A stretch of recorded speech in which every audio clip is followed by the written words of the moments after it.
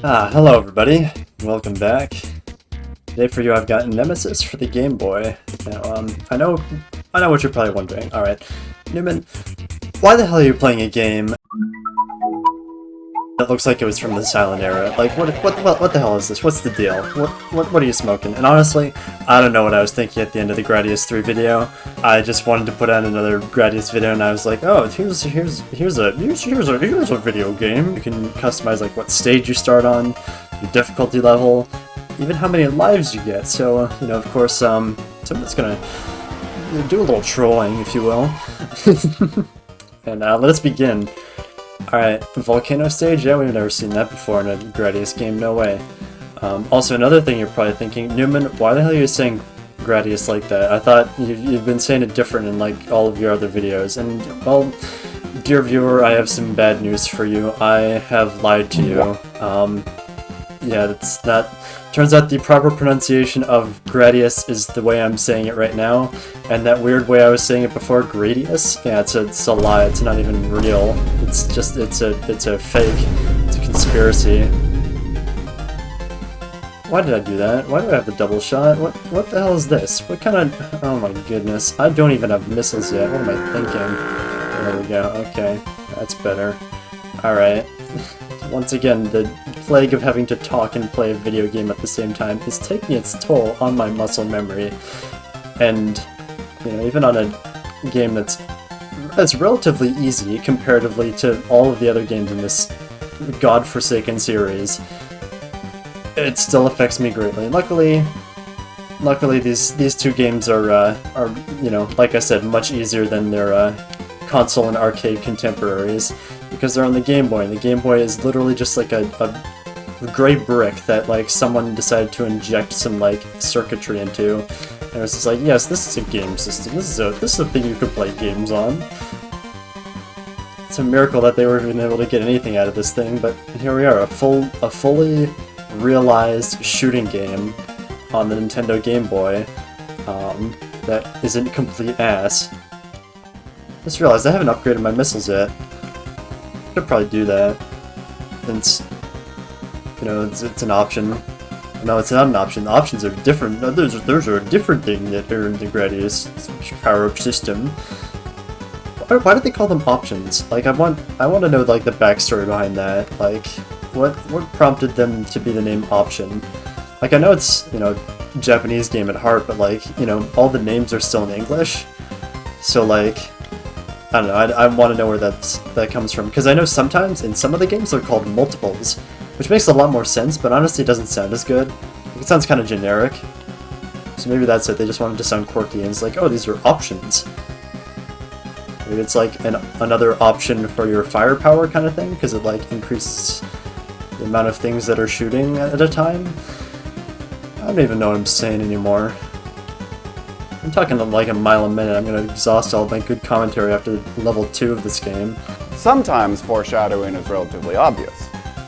You know, I really appreciate that modern Game Boy emulators decided to use like a, you know, typical like black and white color scheme for all the Game Boy games, because honestly, I used to own an original Game Boy for a time. But then I got rid of it because it's a Game Boy and it sucks. The puke green screen, along with the lack of a backlight, is quite possibly one of the weirdest and kind of worst gaming experiences I've experienced. Like, it just kind of sucks. I mean, like, it works if you're like sitting in direct sunlight and don't mind looking at, you know, different shades of puke green, like it's a scene from The Exorcist. But like, yeah, I know that it's an option, I think you can like change it to that, but I don't know anyone who would want to voluntarily look at, you know, gross shades of green while they're playing their game. So what's nice about the Moe stage is that I don't actually have to say anything during it, because I have a running joke now where I just put like a funny thing where the Moe is in the video, and then I don't actually have to say anything during the video, during the Moai stage. I can just put the funny in and then cut to the boss fight and it's all good. I do like how the sub-boss of this game is literally just like no, excuse me, the sub-boss of this level, I mean, it's literally just like a 4-square ball. Like, and seriously, like, when I see these things bouncing around, all I can think of is, like, you know, those big red 4-square balls that you saw in, like, elementary school, and that, you know, made those really, like, noises. That's all I think about right there. So check this guy out, he's pretty silly. Duck this one! Alright, onto the fossil stage. Fossil stage is kind of an oddity in the Gradius series because, like, in not one but two of the ports of the original Gradius game, the MSX version and the PC Engine version both featured an extra fossil-themed stage, and both of them were completely different, and neither of them featured in, like, the original arcade version of Gradius. Also, I'd like to point out that this musical track that you're listening to right now is quite literally the only original piece of music, well no, other than the credits theme and like the title screen theme, of this game. Like, those are the only original pieces of music. Everything else from this game is a remix from another game, which is both cool and kind of like, okay, but why at the same time? Like, alright, but like, why the fossil stage in particular? Because like, there were, you know, like I said, there were fossil stages in the past, so like, why not use a theme from that if you're gonna make everything else a remix? But I don't know, Konami moves in mysterious ways. And once again, the double shot is making its singular use in this game. Making its return from level 1, where I accidentally equipped it, and then immediately unequipped it because it's disgusting. Those two always, like, manage to jump scare me sometimes on a lot of runs. Hey, check it out, it's the final boss of Nemesis 1. Look at that, it's the final boss. And look, check this out. It actually fights back. A real first in the Gradius series, I gotta say.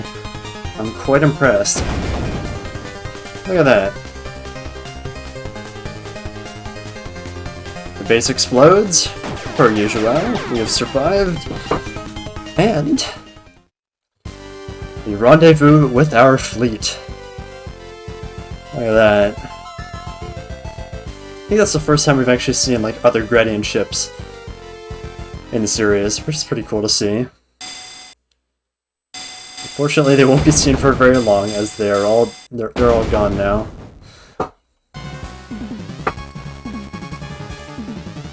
Being chased down through an asteroid field. Oh no! Oh! Oh my goodness! I almost missed that. I was just here spacing out, and I was like, oh, I'm not gonna, that rock's not gonna hit me, right? That's okay, check it out. That wall's a little bit thicker, so this is gonna get stuck there. Well, hopefully we'll be able to find our way out of this asteroid. Hope there's no aliens or anything like that down here that'll eat me. That would be a shame.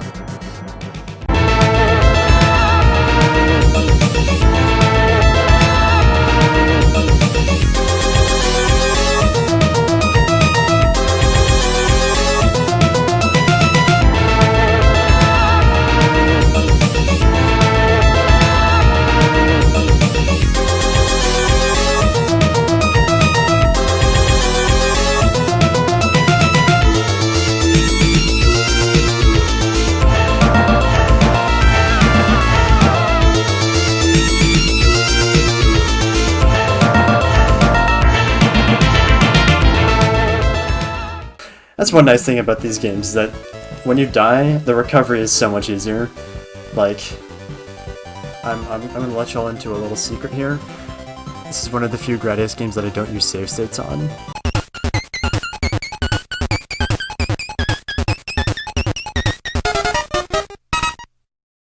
That's what I get for saying that I use save states, but there you go. That's okay. I just made my daring escape. Haha, you can't trap me here. You fools, you're trapped in here with me. Can I say that's such a badass way to start a level? Oh, that was a little bit tighter than what I wanted, but that's okay. So if y'all will think back to my Gradius 3 video about with that plant boss, on how it had like a really annoying vacuum attack, well, this boss has a similar thing. Luckily, if I get this right, we won't have to worry about it.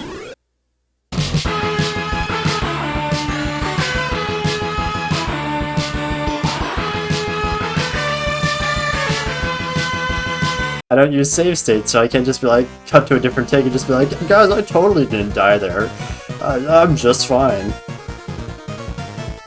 I'm not sure what makes for, better entertainment, the fact that I, died or the fact that it looks like I didn't die.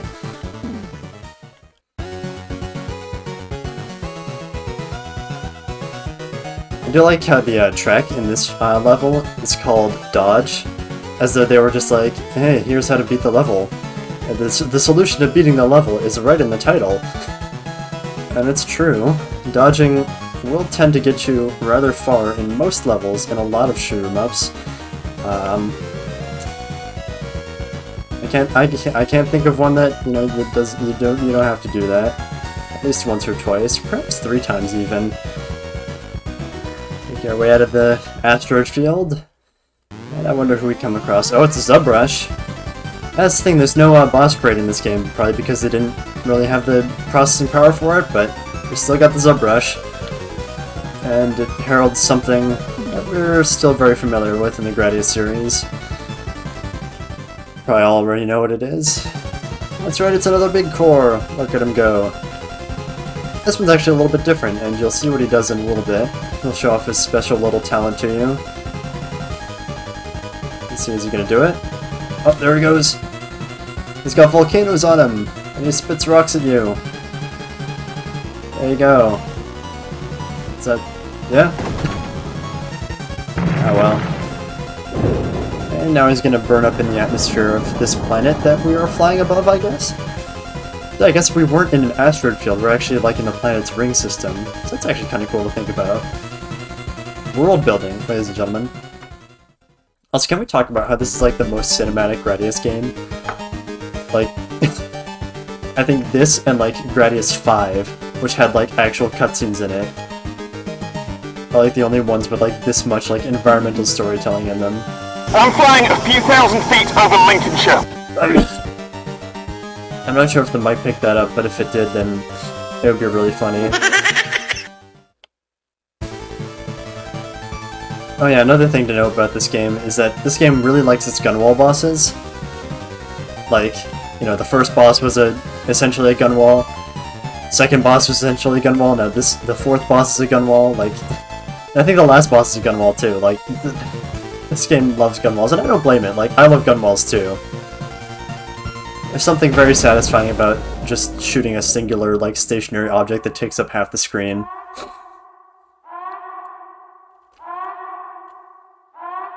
Anyway, time to get to the bottom of this, find out who is behind the plan to wipe out my fleet.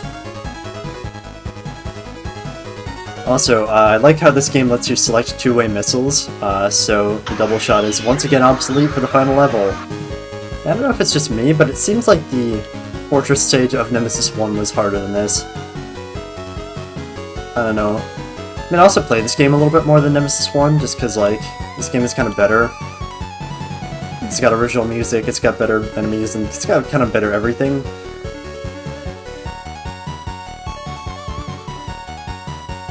Those things remind me of those plank enemies in Xevious. And none of you know what I'm talking about there. Xevious is an arcade game. It's actually the very first shmup I ever played back when I was like, 8 years old, playing on Namco Museum for the Nintendo DS. And that was one of the enemies, and it was one of the most frustrating things because it would block your shots. And it sucked. And that was the only shmup I had really played or known about until like very recently when I played Super OLS, and I was like, holy shit, this genre game slaps. I'm gonna play more of these. Also, check this out. Final boss, right? Or one of the final bosses, anyway. There's a safe spot right here, right next to the giant fuck you laser. So a little bit anticlimactic there, but honestly, this boss is frustrating without it, so I don't mind. Oh! It's an escape pod! I gotta go after it.